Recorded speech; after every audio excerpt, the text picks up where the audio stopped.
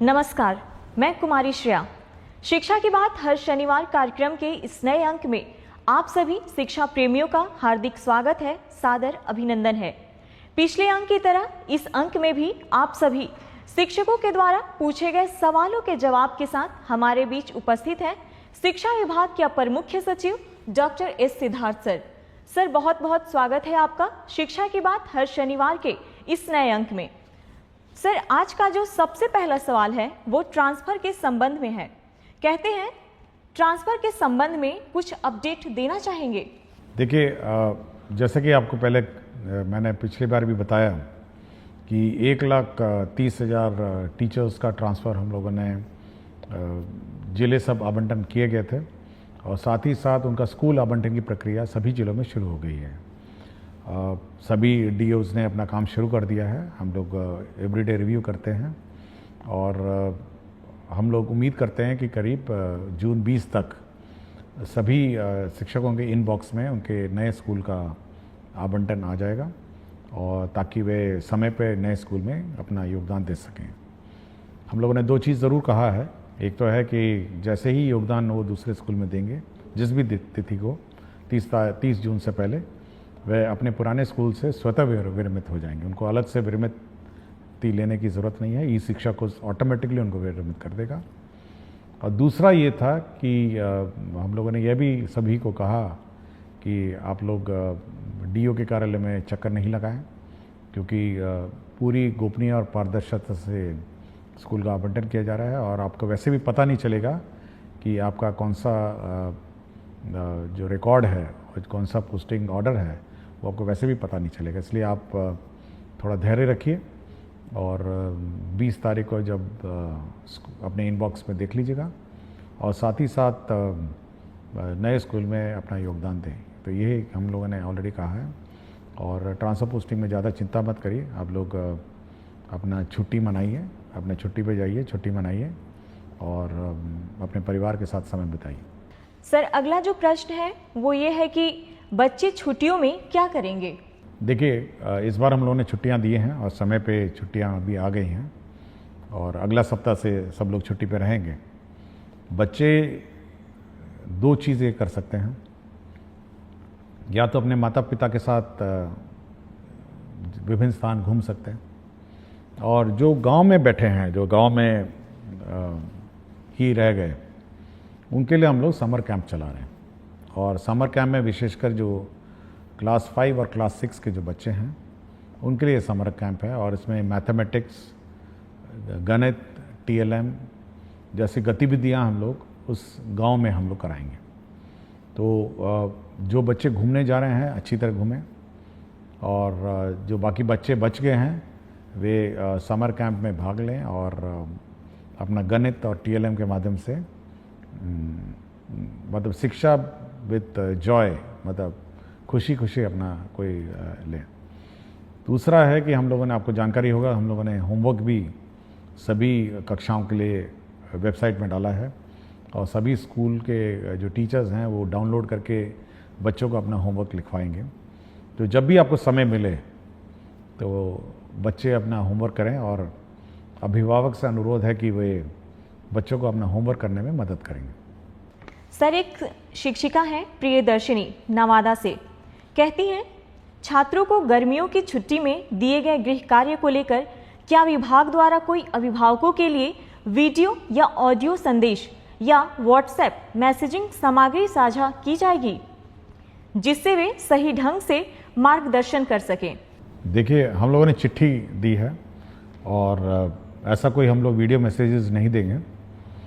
मेरा इतना ही है कि जो अभिभावक हैं, क्योंकि अब 24 घंटे बच्चों के साथ अभिभावक रह पाएंगे, तो एक पढ़ाने की आदत उनको पड़ी होनी चाहिए, मतलब बच्चों को। और हम लोगों ने जो चिट्ठी में लिखा है कि अगर घर पे हैं तो एक पढ़ने का स्थान वो निर्धारित करेंगे जहाँ पर बच्चे बैठ के पढ़ेंगे, या तो टेबल चेयर या चटाई पे, और एक वातावरण उस प्रकार का घर पे बनाएंगे जहाँ पे बच्चे एक कोने में बैठ के पढ़ें।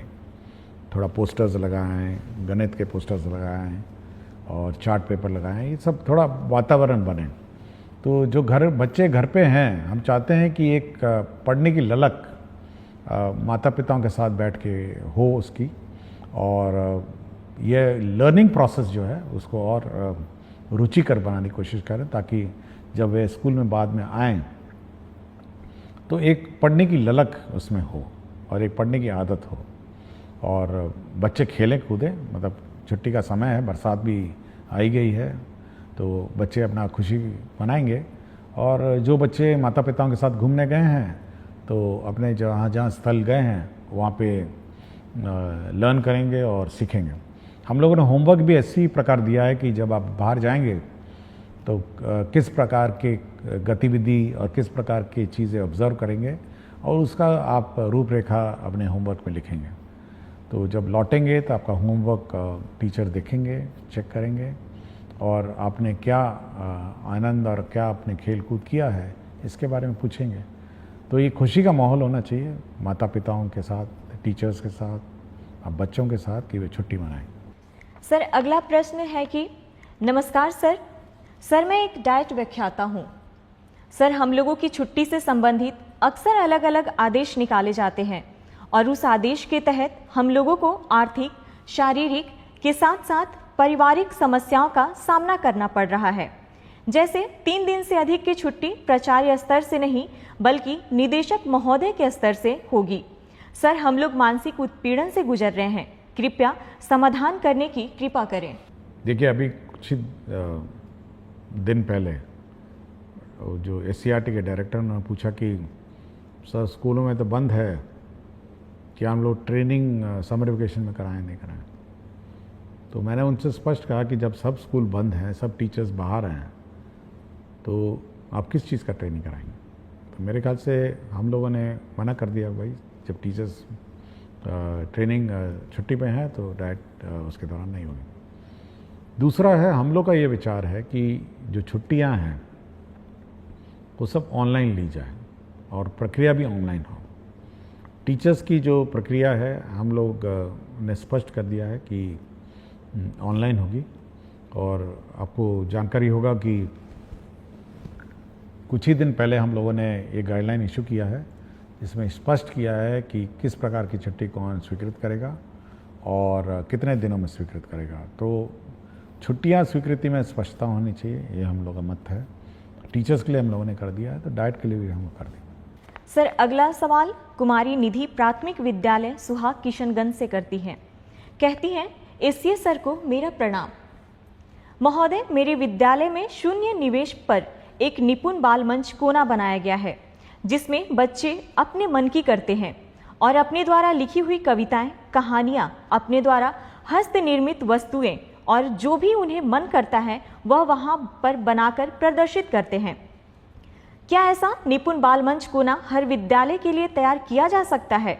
महोदय, यह बच्चों के लिए काफी रोचक, उत्साहवर्धक और रचनात्मक रहेगा। धन्यवाद। देखिए, मैं इस निपुण बाल मंच को देखना चाहूँगा, क्योंकि अब तो छुट्टियाँ हैं, तो जब भी खुलेगी तो मैं ज़रूर इस निपुण बाल मंच को देखना चाहूँगा। और मेरा अपना मानना है कि जो बच्चे अपने स्वतंत्र और स्वच्छ भाव से जब कोई भी चीज़ की रचना करते हैं तो वह उत्कृष्ट होती है, और अपने जो भावनाओं का जो प्रकटीकरण है वो मतलब बिल्कुल स्वतंत्र रूप में जब करते हैं तो बिल्कुल उच्च कोटि का होता है। तो सभी स्कूलों को यह उम्मीद और कोशिश होनी चाहिए कि बच्चों की जो भावनाएं हैं, बच्चों का जो हुनर है, उसको प्रकट करने का मौका देना चाहिए।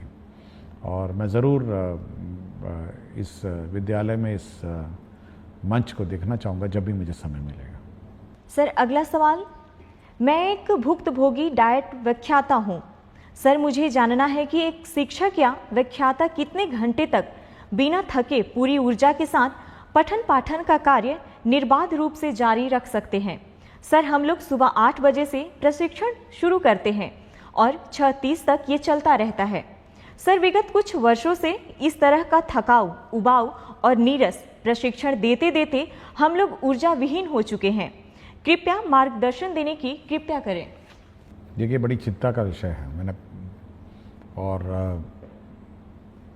मेरा अपना मत है कि जो भी टीचर है, जब तक वो एंजॉय नहीं करेगा अपना टीचिंग प्रोसेस को, तो कुछ नहीं डिलीवर करेगा, खड़ा रहेगा, रूटीन वे में कुछ पढ़ाएगा। तो हम लोग की कोशिश है कि फर्स्ट हाफ में रीडिंग राइटिंग और ये सब जो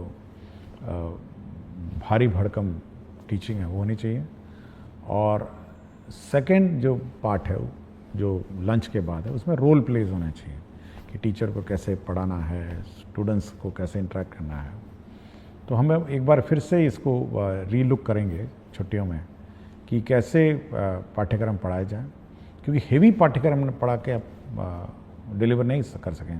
और हम लोग का उद्देश्य जो है बेसिकली डाइट का वो सब्जेक्ट पढ़ाना नहीं है। हम लोग का उद्देश्य यह है कि बच्चे कैसे पढ़ाया जाए, बच्चे अध्ययन कैसे करेंगे, और बच्चों का जो एक्टिविटी है वो कैसे हो, इस पर ज़्यादा ध्यान है। नॉट कि बैठ के फिजिक्स पढ़ाएं, केमिस्ट्री पढ़ाएं, ये हम लोग का काम नहीं है। इसलिए इसको एक बार डिज़ाइन करेंगे, और जब भी समर वेकेशन के बाद डाइट और एससीईआरटी के कोर्सेज शुरू होंगे तो एक नए लुक में हम लोग इसको लॉन्च करेंगे। सर, एक शिक्षक हैं संजय यादव, उत्क्रमित मध्य विद्यालय कोडरा हाता, हथवा, गोपालगंज से, कहते हैं, महोदय, आपके द्वारा अभिभावक शिक्षक संगोष्ठी के लिए एक कैलेंडर जारी किया गया है।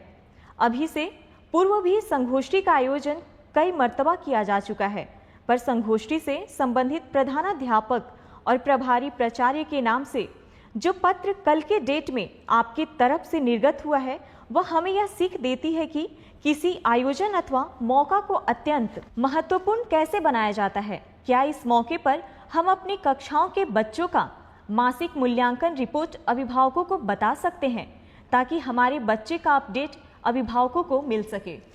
देखिए, आज शनिवार है और आज छुट्टी से पहले संगोष्ठी के लिए संबंध में मैंने पत्र लिखा था। इसमें देखिए, ये जो पेरेंट टीचर मीटिंग है ये बहुत महत्वपूर्ण मीटिंग है, और इसमें इसीलिए मैं इसको बहुत महत्वता देता हूँ, और इसीलिए मैं अपने दस्तखत से इसको निर्गत करता हूँ। देखिए, इसमें बच्चों का क्या प्रोग्रेस रहा है यह टीचर को बताना होता है। जो क्लास टीचर होती है उसको बताना होता है कि आपका बच्चा ठीक है, आपका बच्चा पढ़ाई में थोड़ा कमज़ोर है, घर पे पढ़ाइए।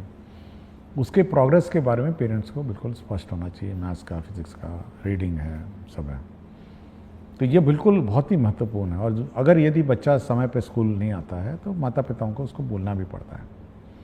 तो ये एक बहुत ही इम्पॉर्टेंट फोरम है जहाँ पे माता पिता के साथ टीचर इंटरेक्ट करते हैं, बच्चे के शैक्षणिक कार्यों के बारे में चर्चा करते हैं।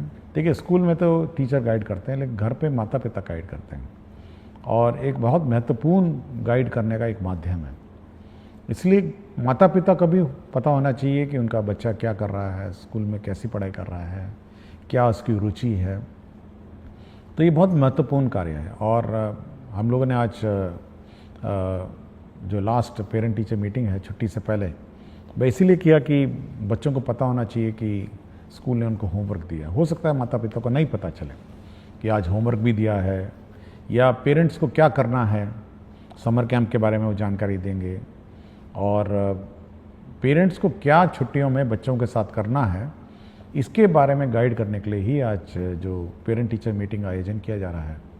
तो वो इसी का महत्वपूर्ण एक अंश है। सर, अगला सवाल रवि शंकर दास, यूएमएस खरुधा प्रखंड, ठाकुरगंज, जिला किशनगंज से करते हैं।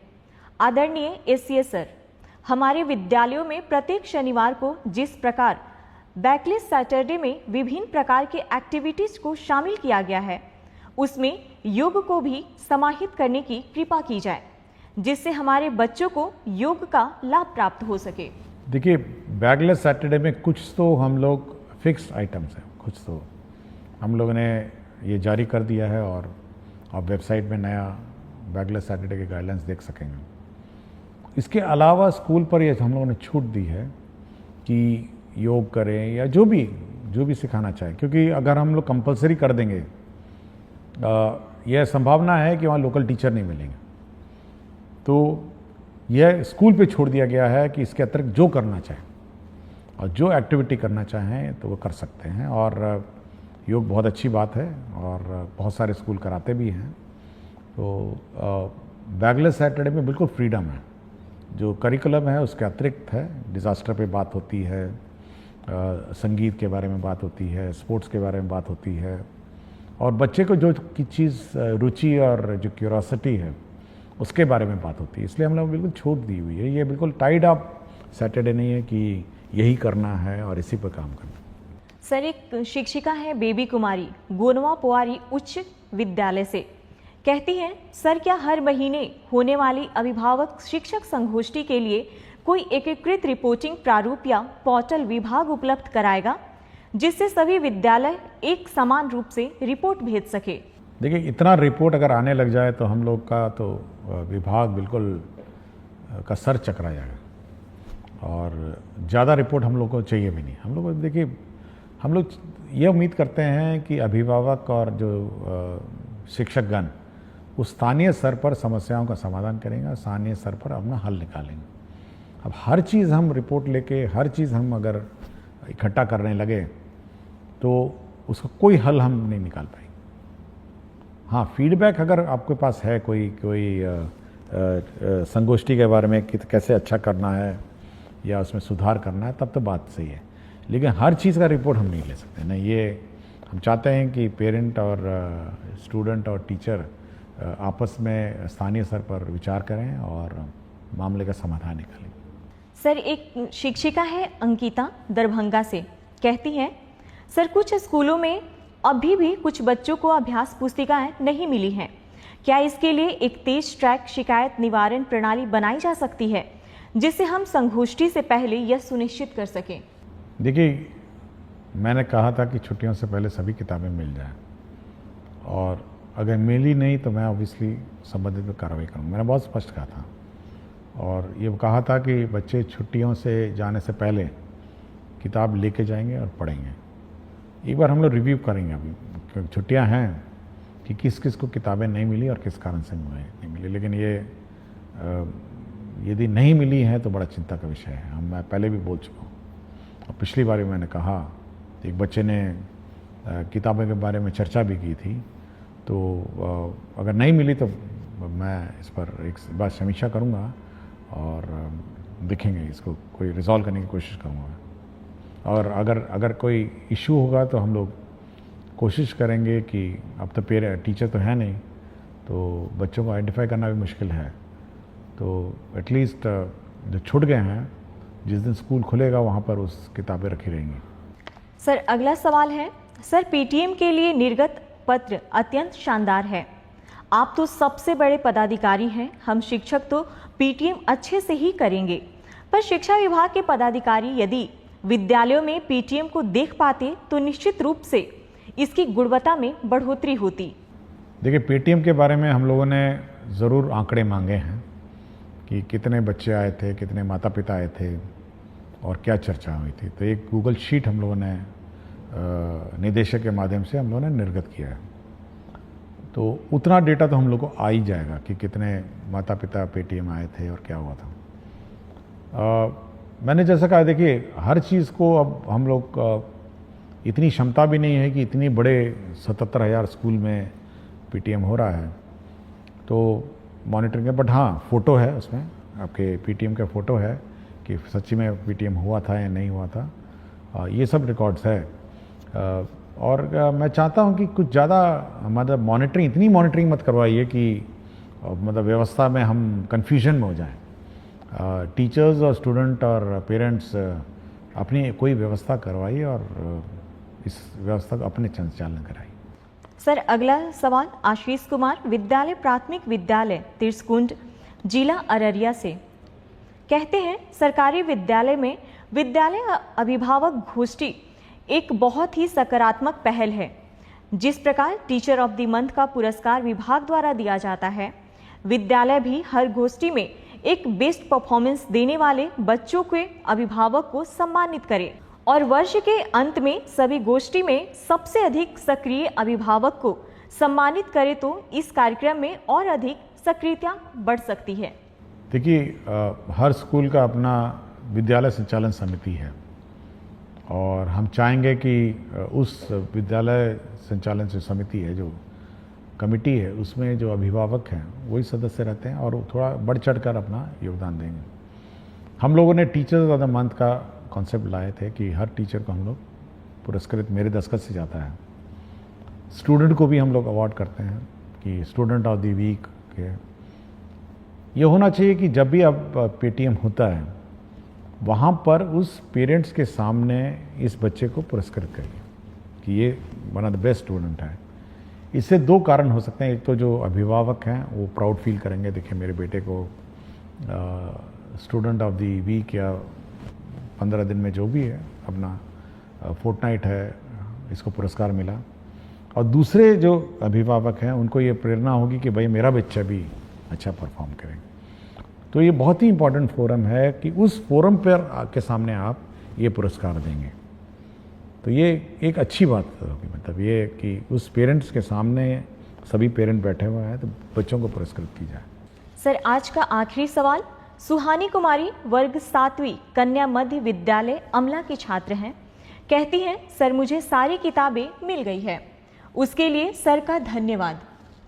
पर मेरे मन में एक प्रश्न है कि आपके बहुत सारे फोटो हम देखे हैं और सभी में आप वाइट शर्ट पहनते हैं, तो क्या इसके पीछे कोई राज है? सर, हम बच्चे जानना चाहते हैं। देखिए, पिछली बार आपने प्रश्न उठाया था आपकी किताबों के बारे में, तो अच्छी बात है किताबें मिल गई हैं। और एक और प्रश्न भी था कि सुपौल में एक स्कूल था जो नया बना हुआ था और उसका संचालन नहीं हो रहा था, वो भी शुरू हो गया था मंडे को, वो भी शुरू हो गया।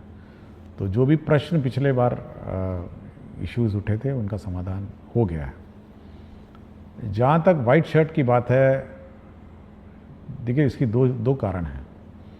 देखिए, हर स्कूल का अपना यूनिफॉर्म होता है, उसका ये कारण होता है कि सभी बच्चे मतलब एक तरह दिखते हैं, मतलब नीले कमीज़ों में दिखते हैं। और दूसरा, उनको उस कमीज़ पे ज़्यादा ध्यान नहीं देना है। मतलब जब स्कूल के लिए तैयार होकर आते हैं तो एक ही कमीज़ है, मतलब नीली कमीज़ पहननी है, नीली पैंट पहननी है या निकर पहनना है। और उसी प्रकार मेरा भी जो कबर्ड है उसमें ऑफिस के लिए जब तैयार होता हूँ तो केवल दो ही प्रकार के कपड़े हैं, वाइट कमीज़ें हैं और ब्लैक पैंट है। तो मुझे ध्यान और मुझे दिमाग नहीं लगाना पड़ता है कि आज सुबह ऑफिस में क्या पहन के जाऊंगा। उसी वाइट में से एक शर्ट उठाता हूँ, उसी ब्लैक पैंट में पैंट पहनता हूँ और मुझे अपने मन और मस्तिष्क में तनाव नहीं रहता है। एक तो फॉर्मल है, मैं तो कोई रंगीन नहीं पहन सकता हूँ और मतलब जीन्स और टी शर्ट पहन के तो ऑफिस नहीं जा सकता। एक बहुत ही सभ्य और फॉर्मल ओकेशन है। और दूसरा ये है कि ज़्यादा दिमाग लगाने की आवश्यकता नहीं मुझे। ज़्यादा दिमाग अपने काम पे लगाइए, ज़्यादा दिमाग अपने मतलब जो आज दिन भर करना है उसके बारे में सोचिए कि आज दिन भर क्या करना है। तो ज़्यादा दिमाग मेरा उसी में लगता है। और जब मैं नहाता हूँ तब सोचता हूँ कि आज दिन भर का क्या काम है, उसको रिवाइज़ करता हूँ कि ऑफिस जाऊँगा तो ये करूँगा, फिर 11 बजे ये करूँगा, 12 बजे ये करूँगा, 12:30 इन लोगों को मैंने समय दिया है और 1 बजे 1:30 बजे मैं खाना खाने आऊँगा, फिर 3 बजे ये करूँगा। तो पूरा रिवाइज़ होता है, एक पूरा प्रक्रिया। जब मैं तैयार हो रहा था तो पूरा मेरा दिनचर्या बिल्कुल रिवाइज़ होता है, मेरे दिमाग में बैठा रहता है। मुझे कभी भी एंगेजमेंट पैड देखने की ज़रूरत नहीं है कि आज दिन भर मुझे क्या करना है। और पूरा कंठस्थ याद रहता है कि शाम 7 बजे 8 बजे आज किसी की शादी में जाना है, आज किसी के सालगिरह में जाना है, ये भी नपा तुला रहता है। तो इसलिए ये दिमाग बिल्कुल नहीं लगाना पड़ता मुझे। और कमीज और पैंट और शर्ट में मैं ज़्यादा दिमाग नहीं लगाता। वाइट शर्ट और ब्लैक पैंट यही दो है जो मैं ऑफिस पहन के जाता हूँ। इसके अंदर मैं कोई रंग नहीं पहनता हूँ। इसलिए मैं बच्चों को भी कहता हूँ अपना यूनिफॉर्म पहनिए, सभी लोग यूनिफॉर्म पहनिए, सब इज्जत से दिखेंगे और ज़्यादा माथापच्ची नहीं है। कभी कभी मैं देखता हूँ बच्चे यूनिफॉर्म नहीं पहनते, कोई रेड टी शर्ट पहना हुआ है, कोई वाइट टी शर्ट पहना हुआ है, तो एक तो भिन्नता हो जाती है ना स्कूल में, एक जैसे दिखते नहीं हैं, समानता नहीं है स्कूल में। और अगर हम लोग छोड़ दें बिना यूनिफॉर्म के तो आप सोचते हैं कि जो अमीर बच्चा है वो अमीर बच्चे की तरह ड्रेस करने लग जाएगा, जो गरीब बच्चा है वो गरीब की तरह ड्रेस करने लगेगा। एक कंपटीशन और प्रतिस्पर्धा हो जाएगी कि देखिए वो बहुत अच्छा पहन के आई है, वो बहुत अच्छा पहन के आया है, हम भी पहनेंगे। तो ये सब छोड़ के सब एक रूपता, एक साथ कपड़े पहनिए और ध्यान शिक्षा और शिक्षा ग्रहण में लगाइए। बहुत बहुत धन्यवाद सर। शिक्षा की बात हर शनिवार कार्यक्रम के अगले सप्ताह में आप सभी शिक्षकों और बच्चों के प्रश्नों के साथ फिर से मिलेंगे। धन्यवाद।